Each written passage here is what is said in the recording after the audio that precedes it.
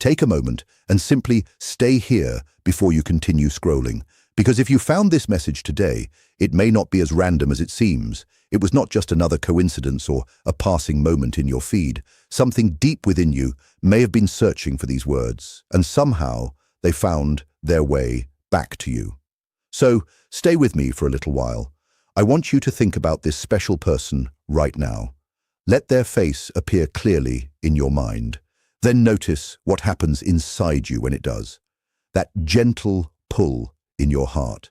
That mixture of warmth, longing, and something that feels almost impossible to explain. That feeling is not confusion. It is your heart recognizing something your mind is still trying to fully understand. Because this person is not simply someone who entered your life by accident. On a deeper level, there may be something within you that already feels familiar with them. And I know how tiring it can be to carry a love this powerful when everything around it feels uncertain. All those nights spent awake, holding these feelings quietly inside, wondering if you are imagining the signs, wondering if any of it will matter in the end. It matters more than you realize. You are not being foolish or unrealistic. You are not being overly emotional or dramatic. You are someone standing in the middle of an experience that could become deeply meaningful. And that is exactly why it feels so hard right now. What makes these kinds of connections so intense is that they do not simply touch the surface of who we are. They reach directly into the parts of us we have spent years trying to manage, hide, or protect. Many people believe love should arrive like relief, like finally reaching calm waters after years of struggling to stay afloat. Yet, the connections that truly transform us often arrive more like a storm before they bring peace. They shake loose everything hidden beneath old coping patterns, emotional defenses, pride, fear, and survival habits. At first, that shaking can feel less like growth and more like everything is falling apart. When someone enters your life and reaches places nobody else could access, your protective habits suddenly stop working the way they always have. The person who constantly gives too much begins to notice how exhausted they are from always proving their value and sacrificing their own needs. They start questioning why they believed closeness had to be earned through endless patience, effort, and emotional labor. That realization can be painful because it forces them to face the possibility that they were taught love was something that had to be earned rather than something they deserved simply by existing. At the very same time, the other person may be facing a different but equally frightening reality. They may have survived life by staying emotionally distant. Closeness became linked to old pain, disappointment, betrayal, or loss. Their nervous system learned to see genuine intimacy as a threat. They pull away not because the connection lacks importance, but because the feelings become too strong and hard to control. On the surface, it may look like one person is pursuing while the other creates distance and seems overwhelmed. Beneath the surface, however, it is often two wounded systems responding differently to the exact same fear of rejection and inadequacy. The person who pursues may believe love will disappear without constant effort, making silence feel unbearable. Yet, they must learn that abandoning themselves is too high a price to pay for any connection. Their value is not measured by how much pain they can endure for another person.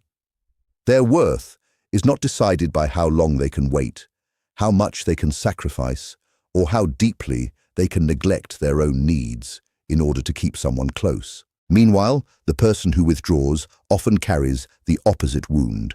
Somewhere deep inside them is the belief that if someone gets too close, they will eventually lose themselves, disappoint the other person, or become emotionally trapped. So they instinctively create distance the moment things begin to feel real. Yet, that distance rarely brings the peace they expect. More often, it brings guilt, confusion, loneliness, and a stronger awareness of how much they actually care. Avoiding vulnerability may protect them from rejection for a while, but it also stops them from receiving the love they secretly want. Healing is rarely graceful in the beginning. Sometimes it looks like confusion. Sometimes it shows up as inconsistency, fear, emotional overwhelm, or long stretches of silence while someone struggles to understand themselves more clearly. Growth often looks messy before it begins to look wise. The caterpillar literally dissolves inside the cocoon before becoming something entirely new. Transformation has always required a kind of ending first, not physical death, but the ending of old identities, defenses, and beliefs that can no longer survive within deeper love. That is why these connections can feel almost unbearable at times. They expose contradictions within us. They reveal how badly we want closeness, while at the same time showing us how afraid we are of it. They force us to see the difference between attachment and genuine love.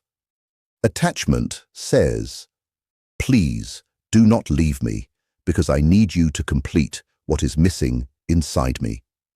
Genuine love eventually says, "I want to meet you fully, while also learning how to remain whole within myself." That shift changes everything. But there is a part of this journey that many people overlook. In every connection like this, there comes a turning point, and it rarely arrives through some dramatic event or long-awaited conversation. It does not happen because they finally say the words you have been waiting to hear. It happens because of a quiet decision you make within yourself. The decision to stop waiting endlessly to be chosen and begin genuinely choosing yourself instead. When that shift occurs, something within the entire dynamic begins to change. Not because love works through magic, but because the energy we bring into a connection matters. When you stop reaching towards someone from a place of fear, desperation, or need, you stop becoming something they instinctively feel the need to move away from. For perhaps the first time, they are left alone with what they truly feel about you. Not what they fear, not what they have been avoiding, not what they have been distracting themselves from, but what genuinely exists within them. And what exists there may never have disappeared. I want you to trust something important. Everything you have experienced during this waiting period has carried meaning. Every single moment of it. None of it has been wasted. I know there are times when it feels that way. Moments when you look back at all the love you have given and wonder whether it simply vanished into empty space, whether it reached anyone at all, whether any of it was worth the pain. Yet love does not simply disappear. It does not dissolve into nothing. Every quiet evening spent thinking about someone who is not beside you, every night spent falling asleep with unspoken feelings in your heart, has shaped you in ways you may not yet recognize. That love remains real. It continues to deepen you, strengthen you, and expand your ability to hold something extraordinary if and when it finally arrives. When you cry because something that feels so right also causes so much pain, it is not evidence of weakness. It is not proof that you are fragile. Those tears often reflect a heart that refuses to abandon something it considers deeply meaningful. They reflect a rare kind of loyalty and emotional courage. Many people search for reasons to walk away when uncertainty becomes this hard. They protect themselves before they can be hurt any further. It would have been easy to build walls around your heart. It would have been easy to convince yourself that loving this deeply was simply a liability. Yet here you are, still feeling, still caring, still hoping, even when part of you is tired. That says something real about your strength. Not because endless waiting is always the answer, but because your capacity to love has survived circumstances that might have caused others to close themselves off completely. There is something remarkable about that. The truth is that real transformation often happens long before two people ever come together. Sometimes the greatest purpose of a connection is not immediately about union. Sometimes it is about growth. Sometimes it is about learning self-respect, emotional balance, healthy boundaries, and the ability to remain connected to your own worth, regardless of another person's choices. These lessons may not feel exciting while you are learning them, but they become valuable later. And perhaps that is what this chapter has been teaching you all along. Not how to chase harder, not how to wait longer, not how to become more desirable, but how to return home to yourself. How to stop measuring your value through someone else's availability. How to recognize that your heart deserves care from you first before it seeks care from anyone else. Because the strongest version of love is never built upon fear. It is never held up by anxiety, uncertainty, or emotional self-sacrifice. The strongest love grows between two people who are learning how to stand on their own while still choosing one another. It grows when both people stop running from themselves. It grows when honesty becomes safer than avoidance and vulnerability becomes stronger than fear. No matter what happens next, do not underestimate how much you have already grown. The person you were before this connection is not the same person reading these words now. Your awareness has deepened, your heart has expanded, your understanding of yourself has become richer and more complex. Even the pain has taught you something valuable about what matters most to you. And if there is one thing worth remembering, it is this. The love you carry should never require you to abandon yourself. The connection that is meant to flourish in your life will not ask you to become smaller, quieter, or less worthy in order to keep it alive. It will invite you to become more fully yourself. It will encourage growth rather than self-erasure. It will support authenticity rather than endless striving. So, as you continue forward, carry this understanding with you. Continue caring if your heart chooses to care. Continue hoping if hope still feels true. But do not put your entire life on hold, waiting for certainty from someone else. Keep growing. Keep becoming. Keep choosing yourself every single day, because the moment you truly do that, everything begins to look different. And sometimes, when you finally stop chasing what you fear losing, you discover that what is meant for you has been finding its way toward you all along. Many people get hurt or spend so long waiting that eventually they become quiet and begin closing themselves off because the emotional cost feels too great. You had every reason to make that same decision, and honestly, no one would have blamed you if you had. It would have been understandable. It would have made sense. Yet, you chose a different path. You remained open when shutting down would have been easier. You stayed gentle when becoming hardened was available as the simpler option. In a world that often rewards emotional distance and guarded hearts, your decision not to become detached is not a weakness. It is a remarkable strength. It is a kind of courage that many people never build because they stop trusting before they ever get the chance. To love deeply without constantly calculating what you will receive in return is incredibly rare. That kind of love becomes the foundation from which lasting and meaningful relationships are built. You chose to keep feeling, keep caring, and keep your heart engaged, even when circumstances seem to give every reason to walk away. That matters more than you realize. To care about someone through confusion, through separation, through seasons where nothing feels certain and silence stretches endlessly. And to do it without becoming bitter or resentful takes something extraordinary. It is not something that can be faked. It cannot be copied from a book or learned through observation alone. It comes from somewhere deep within a person. You either possess that capacity or you do not. And you do. That is not a small detail about who you are. It may actually be one of the most defining parts of your character. And it is precisely that quality that is guiding you toward something genuine. Not toward a relationship that leaves you permanently unsettled. Not toward a connection where you are constantly trying to decode mixed signals and hidden meanings. You are not moving toward a future where you endlessly wonder where you stand. You are not moving toward a love that keeps you bracing for the next wave of uncertainty. You are not headed toward a situation that makes your emotions feel too large for the space available to hold them.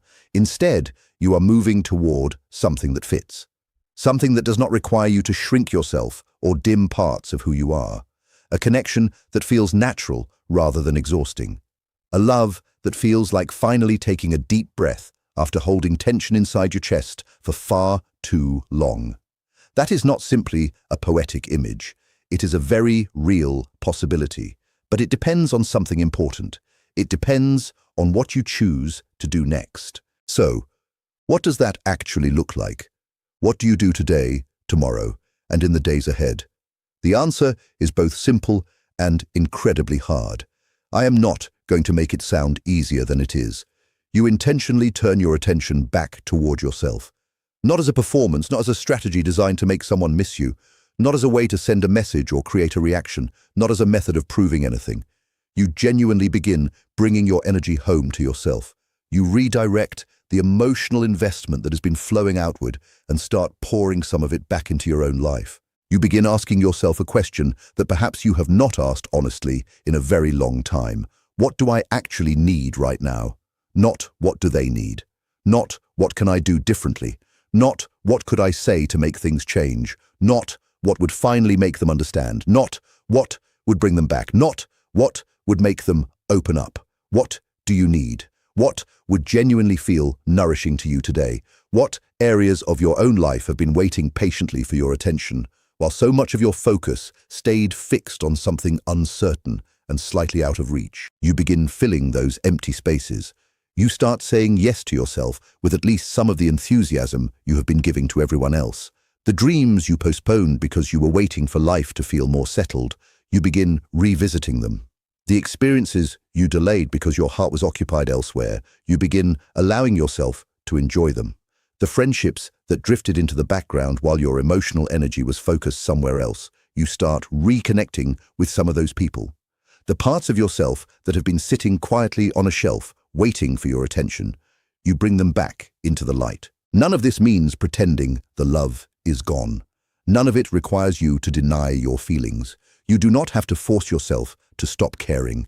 You do not need to convince yourself that something meaningful meant nothing. This is simply about expanding your life again. It is about making sure your entire world is not built around one person and one possible outcome. It is about remembering that your life is larger than any single story. And when you genuinely begin doing this, something subtle starts to shift. It is not dramatic. It rarely happens overnight. Most people do not even notice it right away. But it is real. You stop feeling like an unfinished sentence waiting for someone else to complete it. You stop feeling as though your life is suspended in a permanent waiting room. You stop believing that everything important must pause until one particular situation finally resolves itself. Instead, you begin feeling whole again. You begin feeling like someone whose life contains purpose, movement, color, and meaning, regardless of what any relationship is doing. You start feeling grounded in your own existence instead of hanging emotionally from someone else's uncertainty. And that groundedness changes your presence.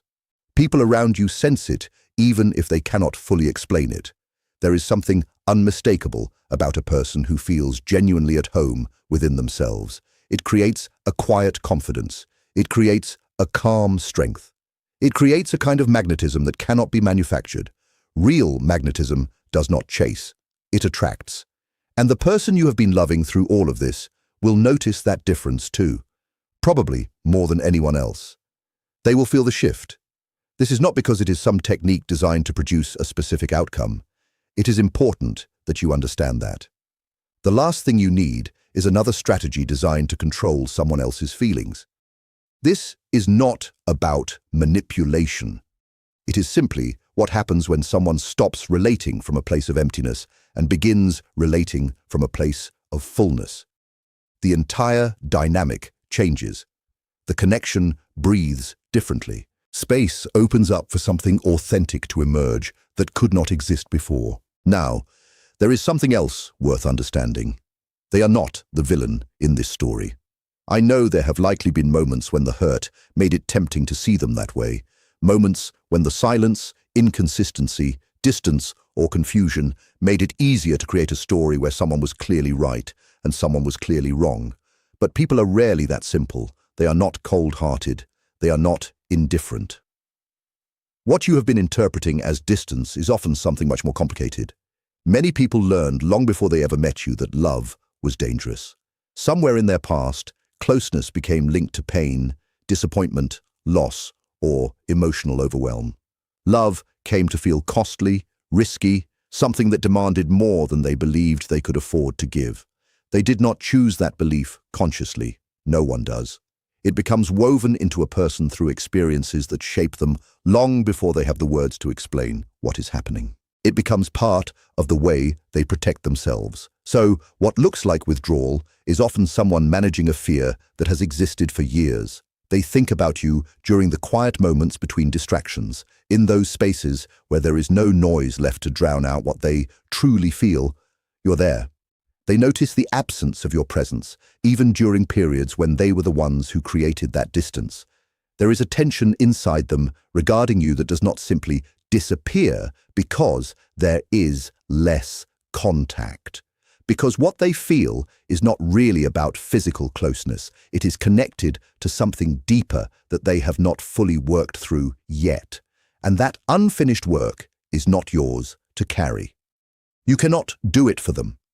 No matter how clearly you see what they need, no matter how much love you have available to offer, no matter how strongly you want to help guide them through it. That journey belongs to them. The most powerful thing available to you is refusing to let their fears define your value, refusing to absorb their unresolved wounds as proof that something is lacking within you. Their struggle is their struggle, their healing is their healing, and your worth remains intact regardless of where they currently are on that journey. To carry yourself with genuine dignity and such steady self-respect that when they finally move through whatever has been holding them back, what they find is you at your very best. Not diminished by waiting, not emptied out by longing, not searching for validation that you should have been giving yourself all along. Instead, they find someone standing firmly in their own light, grounded, complete, and truly ready for what comes next. Close your eyes for a moment and picture a morning that may be closer than you realize. You wake up and the first thing you notice is that the weight is gone. That particular heaviness that has lived in your chest for so long that you almost forgot it was there. That familiar pressure, that constant ache beneath the surface has disappeared. Not because your feelings vanished, not because you stopped caring about this person, not because you forced yourself into emotional distance or convinced yourself not to love anymore. None of that happened. The weight is gone because the love finally has a place to belong, because what once felt unresolved has finally found resolution, because the thing that always seemed to exist somewhere in the future has finally arrived. It is no longer something you are waiting for. It is simply part of your reality. Imagine turning toward this person and truly looking at them, really seeing their face and noticing something there that either has not been present before or has been missing for a very long time. You do not see hesitation anymore. You do not see conflict hiding behind their eyes. You do not see that familiar expression of someone who is physically present, but emotionally holding part of themselves back. Instead, you see peace. Not a dramatic or overwhelming kind of peace. A quiet, settled peace. The kind that belongs to someone who has made a complete choice and is no longer questioning it. Someone who is not managing their feelings, not holding something in reserve, not keeping one foot out the door. Just someone who is fully there with you, fully there. Imagine what it would feel like to experience a love that no longer visits your thoughts at 2 o'clock in the morning as a source of anxiety. A love that does not keep you awake, replaying conversations, searching for hidden meanings, wondering what you missed, or questioning what you could have done differently. Imagine a love where your nervous system finally gets permission to rest. A love where you are not constantly watching for signals. A love where you are not preparing yourself for disappointment. A love where uncertainty is no longer quietly sitting beside you every day. Imagine what it feels like when the question of whether you are enough simply disappears. Not because you spent years convincing someone of your worth, not because you finally proved your value, but because you are sharing your life with someone who never questioned your value in the first place. Someone who sees you completely. The parts of you that are polished and confident, the parts that are complicated and still growing, the pieces you are proud of, and the pieces you are still learning to understand. Every layer of who you are, and they choose all of it, not despite those parts, because of them. That vision is not some fantasy designed to comfort you through difficult days. It is not wishful thinking. It is the natural destination of two people who each committed themselves to healing. Two people who stopped showing up carrying old wounds and expecting the other person to repair everything life had damaged. Two people who took responsibility for their own growth. Two people who spent enough time learning themselves, understanding themselves, and healing themselves that when they finally came together, they were genuinely available for something real. That is what is quietly being built right now. In the uncertainty, in the waiting, in the moments that feel confusing, in the difficult stretches where progress seems invisible, every day you choose to care for yourself instead of dissolving into fear. You place another piece into the foundation of lasting love. Every time you choose peace over panic, self-respect over self-abandonment, and growth over obsession, you strengthen that foundation. Do not let the difficulty of this middle chapter convince you that the destination does not exist. The middle is almost always the hardest part. It is the stage where nothing feels certain, the stage where the finish line cannot be clearly seen, the stage where people often question whether they should continue at all.